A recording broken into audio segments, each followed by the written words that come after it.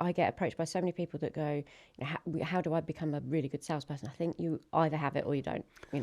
Again, my parents said, my qualification was not really a qualification. Didn't go to uni, and they said, well, you're quite chatty and that sounds a bit naff probably now. However, you've got to have the balls to go to someone and say, all right, Yeah.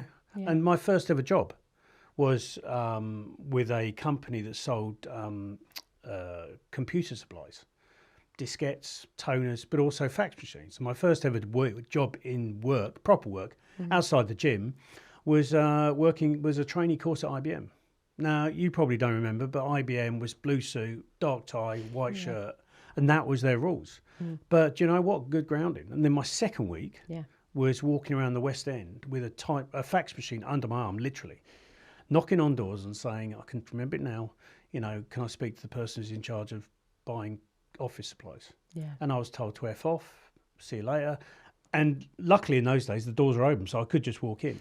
However, I came away with compliment slips. And again, people might not remember what they are. They're big, and that was my cold calling. Yeah. So that was the best grounding.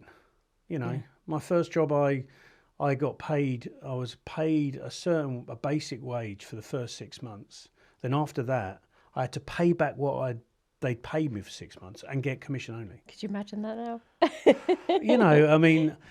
The company I work for, I don't think they exist anymore, funny enough.